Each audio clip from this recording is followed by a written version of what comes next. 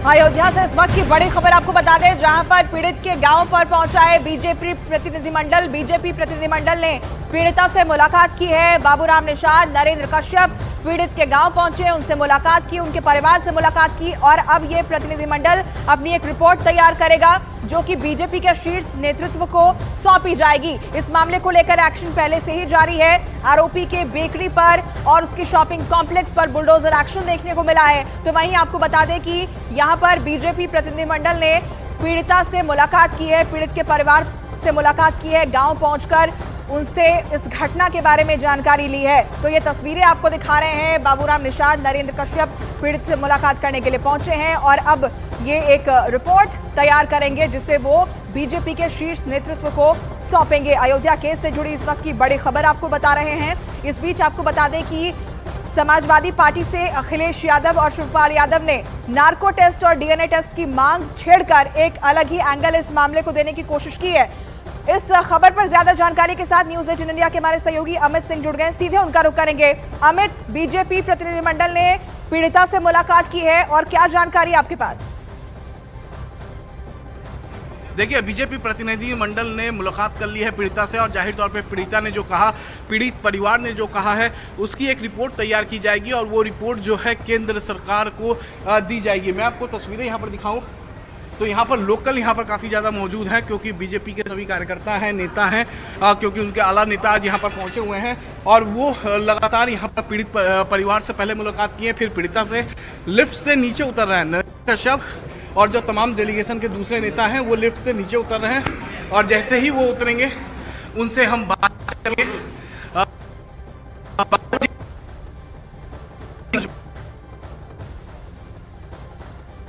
तो तस्वीरें हम आपको लगातार दिखा रहे हैं और अमित जानकारी भी दे रहे थे कि मुलाकात इस वक्त हो चुकी है और अब ये डेलीगेशन एक रिपोर्ट तैयार करेगा जिसे कि बीजेपी के शीर्ष नेतृत्व को सौंपा जाएगा। अयोध्या से तस्वीरें। पूरे देश में ऐसी सोच रखने वाले नेताओं को बेनकाब करने के लिए अभियान चलाएंगे और निश्चित रूप से मैं राज्यसभा में इस मुद्दे को चर्चा के लिए लाऊंगा। धमकाने का भी आरोप लगाया है पीड़ित परिवार ने कि आज भी उनको धमकी दी जा रही है। अब धमकाने की जो भी ऐसी बात आ रही, सरकार कार्रवाई कर रही है। अब सरकार उनको छोड़ने वाली नहीं है। और दूसरी तरफ शिवपाल यादव हो चाहे अखिलेश यादव हो, एक डीएनए टेस्ट की बात, दूसरा जो है नार्को टेस्ट की बात कर रहे हैं। ये सब पूरे अपराधियों का संरक्षण करते हैं और ये दुराचारी, भ्रष्टाचारी, गुंडों बदमाशों का संरक्षण करते हैं। इनका आधार यही है। इनकी पॉलिसी जो भ्रष्टाचारियों को बचाने की है और अबोध कन्या के साथ दुष्चरित करने वालों के संरक्षण में जो खड़े हुए हैं, इसको हम छोड़ने वाले नहीं है। जन जागरण करेंगे समाज को जगाने के लिए कि समाज जागे और ऐसे राजनीतिक दलों से, ऐसी सोच रखने वालों से जनता सावधान हो। क्योंकि बना के आप केंद्र सरकार को देंगे। निश्चित पूरी रिपोर्ट केंद्र सरकार को सुपुर्द करेंगे। हमारा 3 सदस्य सर्किट हाउस आ रहे हैं, आपसे मुलाकात होगी। कोई बात नहीं, आगे बात हो जाएगी। तो बाबूराम जो कि पीड़िता से अभी मिलकर निकले हैं, क्या कुछ कहा पीड़िता ने अभी? देखिए, पीड़िता बहुत सहमी हुई है, बहुत डरी हुई है और निश्चित तौर पर एक मत्स्य कन्या का शील हरण हुआ है और इस मत्स्य कन्या के शील हरण को बर्दाश्त नहीं करेगी पार्टी। ये पार्टी ने उनको आश्वस्त किया है। हमें उस बालिका के भविष्य की चिंता है और अखिलेश यादव को अपने वोट की चिंता है, इसलिए दोनों में फर्क है। हम उस पहले बालिका की चिंता कर रहे हैं, बालिका के परिवार की चिंता कर रहे हैं। रिपोर्ट तैयार करके आप केंद्र सरकार को देंगे और केंद्र सरकार उस पर प्रश्न उठाएगी। केंद्र सरकार इनका इलाज करेगी, इनको बख्शा नहीं जाएगा। तो इनको बख्शा नहीं जाएगा। ये बीजेपी का डेलीगेशन है जो मिलकर पीड़िता से अभी नीचे उतरा है। अस्पताल से वो बाहर निकले, सीधे यहाँ से जाएंगे सर्किट हाउस। पीड़िता की मां ने बीजेपी डेलीगेशन से ये साफ साफ कहा कि आज भी उन्हें धमकी दी जा रही है। जब मैंने बाबूराम से बात की, जो कि बीजेपी के नेता है, डेलीगेशन के मुख्य शख्स हैं, उन्होंने कहा कि पीड़िता की मां ने उन्हें कहा है कि आज भी उन्हें धमकी दी जा रही है। इसका रिपोर्ट तैयार करके वो केंद्र सरकार को देंगे। जी ठीक है अमित, शुक्रिया आपका। अयोध्या गैंग रेप केस के आरोपी मोहित खान पर प्रशासन ने शिकंजा कसना शुरू कर दिया है। आरोपी मोहित खान की बेकरी पर बुलडोजर चलाने के बाद अब उसके एक शॉपिंग कॉम्प्लेक्स के कुछ अवैध हिस्सों को गिराने की तैयारी चल रही है और यही वजह है कि आरोपी के शॉपिंग कॉम्प्लेक्स से दुकानें खाली होना शुरू हो चुका है। कारोबारी तेजी से दुकानों को खाली कर रहे हैं। तस्वीरें आप देखिए, ये वो शॉपिंग कॉम्प्लेक्स है जो कि आरोपी का ही है। इससे पहले आरोपी के बेकरी पर एक्शन हुआ था, बुलडोजर एक्शन देखने को मिला था, लेकिन अब आपको बताएं कि आरोपी मोहित खान पर प्रशासन ने एक्शन तेज कर दिया है और ये शॉपिंग कॉम्प्लेक्स जो कि आरोपी मोहित खान का बताया जा रहा है उसके अवैध हिस्सों को गिराने की तैयारी शुरू हो गई है। और यही वजह है कि आरोपी के शॉपिंग कॉम्प्लेक्स में जो दुकानें हैं उसे खाली करना शुरू कर दिया गया है। जो कारोबारी हैं वो तेजी से इन दुकानों को खाली कर रहे हैं क्योंकि यहाँ पर बुलडोजर एक्शन होने वाला है। तस्वीरें आपको दिखा रहे हैं, इससे पहले बेकरी के ऊपर बुलडोजर एक्शन हुआ था और अब ये शॉपिंग कॉम्प्लेक्स जिसका कुछ हिस्सा अवैध बताया जा रहा है उस पर ये एक्शन देखने को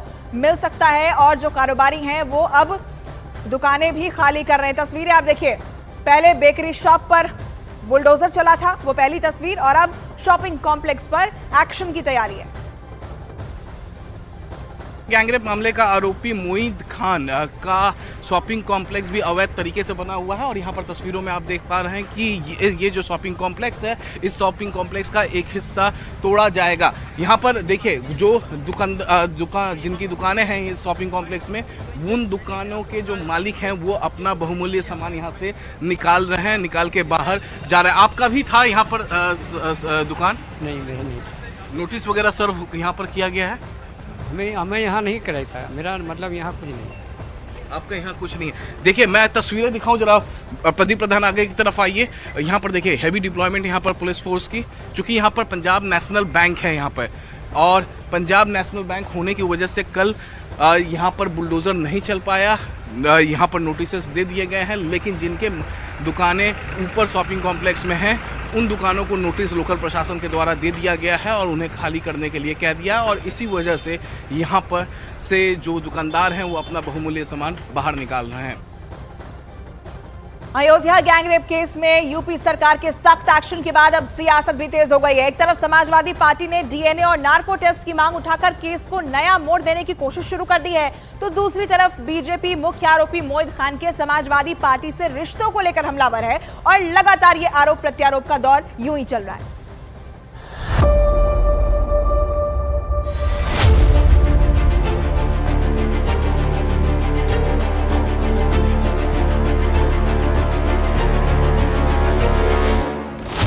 अयोध्या में नाबालिग से गैंगरेप मामले में पीड़ित परिवार से योगी आदित्यनाथ की मुलाकात के बाद से बुलडोजर गरज रहा है।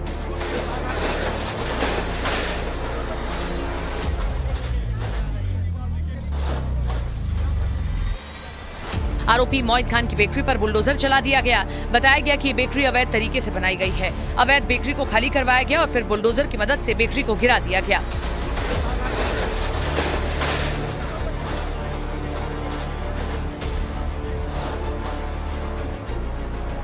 उधर गैंगरेप के आरोपी मोहित खान की बेकरी पर बुलडोजर की कार्रवाई के बाद अब उसे शॉपिंग कॉम्प्लेक्स पर भी कार्रवाई तेज हो गई है। खबर है कि कॉम्प्लेक्स के पीछे के एक हिस्से पर बुलडोजर की कार्रवाई होगी।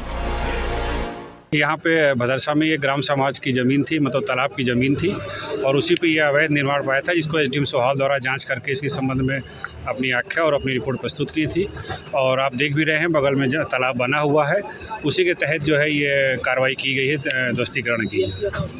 और कितनी अवैध संपत्तियां हैं इस संबंध में अभी जांच की जा रही है और जैसे जैसे संपत्तियों को पता चलेगा उसमें जो भी अवैध होगी तो उसमें विधिक और उचित कार्रवाई की जाएगी।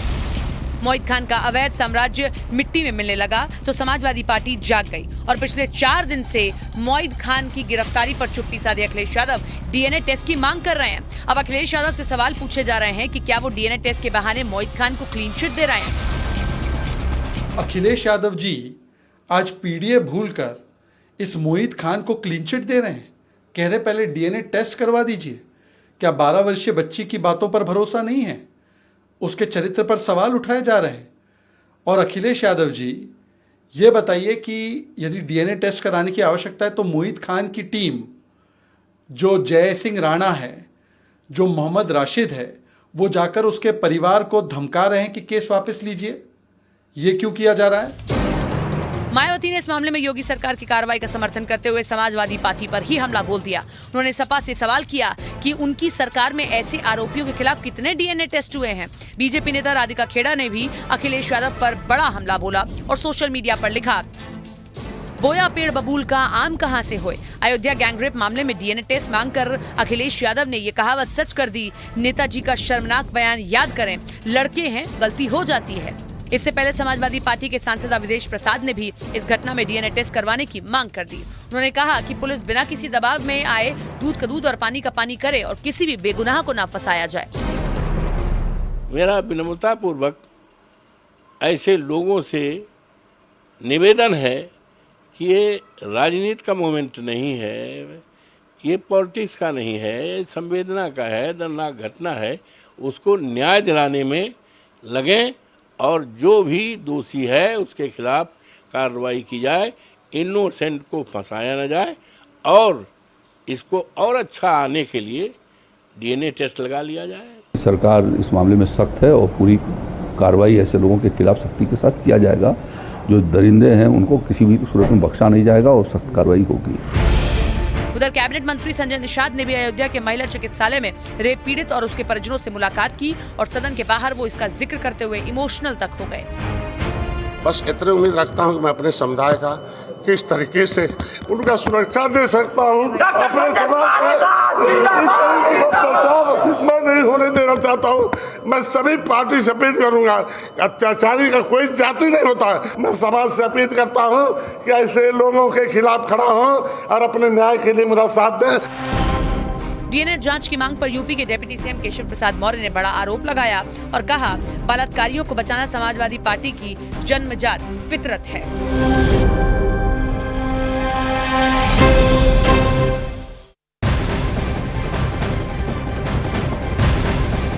वहीं अयोध्या गैंगरेप केस को लेकर एक्शन लिया गया है। जांच के बाद बदरसा पुलिस चौकी पर तैनात सिपाही रोहित यादव को सस्पेंड कर दिया गया है। एसएसपी के आदेश पर यह एक्शन लिया गया है।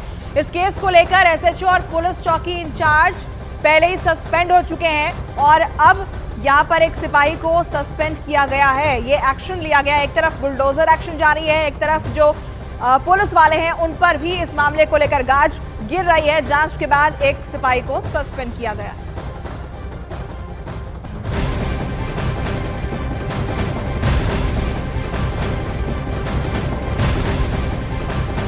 और वहीं आपको बता दें कि अयोध्या गैंगरेप मामले को लेकर सियासत भी गर्मा गई है। अखिलेश यादव के बयान पर बीजेपी के अमित मालवीय ने ट्वीट कर पलटवार कर दिया है।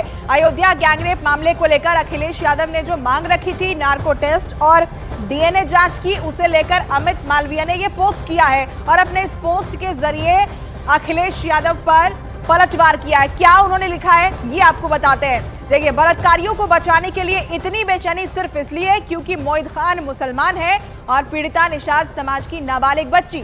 पीडीए की बात सिर्फ वोट के लिए, ये मुस्लिम तुष्टीकरण की पराकाष्ठा है। समाजवादी पार्टी ने हमेशा पिछड़े समाज का शोषण किया है, लेकिन इस बार अन्याय नहीं होने दिया जाएगा, सजा मिलेगी, ये लिखा है बीजेपी के अमित मालवीय ने।